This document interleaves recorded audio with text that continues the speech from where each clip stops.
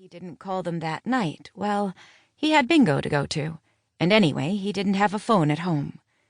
Given his record, 2 convictions and jail time for indecent assault and sexual assault, he didn't want to get involved. But 24 hours later, on Friday afternoon, Wilson decided he'd better report what he had found. Just before 5 o'clock in the afternoon on February 24th, 1995, he drove east into Mission, the nearest town with a police station. As soon as he saw a police car, he stopped it. The police officer called the Mission RCMP station on Oliver Street, and almost right away the control officer called Constable Chris Annally, on duty in his cruiser, and asked him to meet Wilson, who would be waiting for him at the Stave River lay-by. Wilson, the dispatcher explained, would point out some human remains he'd found the day before. Annally knew the location well. The Lougheed Highway, the old number 7, once the main road between Vancouver and Hope, stitches together most of the small working-class towns along the north banks of the Fraser River. Running east from Vancouver, the Lougheed stretches through Burnaby, Coquitlam, and Port Coquitlam, the Tri-Cities area as it's called, to Maple Ridge, Mission, and Agassiz, before it reaches Hope. Most drivers choose the much faster Trans-Canada, the superhighway that runs along the south side of the Fraser, but the Lougheed is what you take if you're a local. And this small stretch of the Lougheed, where Bill Wilson was waiting for Chris Annally, is one of the prettiest parts of the highway. Now in early spring, leaves were just beginning to come out on the trees, and the riverbanks were greening up. Silvermere Lake is a popular resort area near the Stave River, where many people have built new ranch-style houses back from the shoreline. Their lawns are green and well-tended. A small Indian reserve is wedged into the few acres between the lake and the Stave River. Across the highway is the Fraser River. In fact, the highway where Wilson was waiting is really just a bridge, not more than 500 feet long and banked on each side by deep sloughs crammed with elders and dense brush.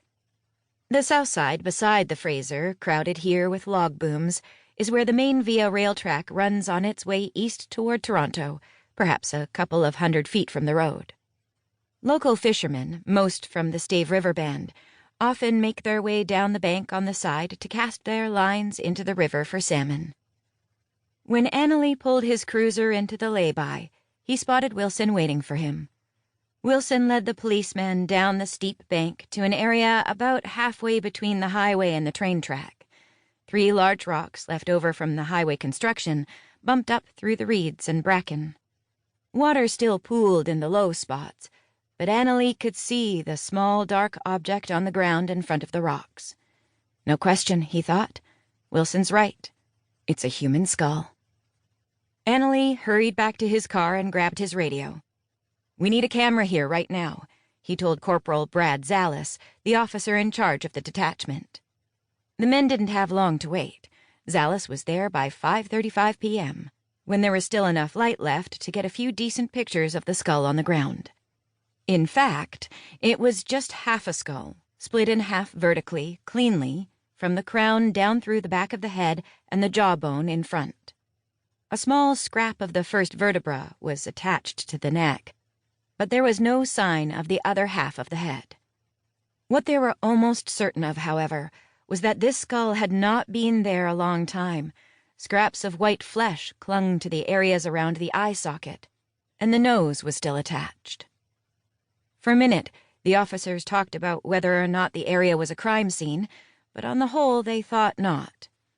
Annally and Zallis thought it had been from a native gravesite. "We thought maybe it had floated down, because a few days earlier that slough had been flooded right up to the road, and it obviously hadn't been there before," Annally said later. "An Indian burial that had been uncovered somewhere and just floated down." Still, that cut through the crown was odd. The officers decided there was no need to seal off the area with yellow crime scene tape. Zallis placed the skull in a box and drove it back to Mission. Annally followed in his car, entered the skull in the exhibits record with the number 95-2409, and, because it was still damp, put it in a cardboard box and placed it on a shelf to dry. 2 days later, the file and the skull went to Corporal Tim Slay, a young detective in the RCMP's investigative section.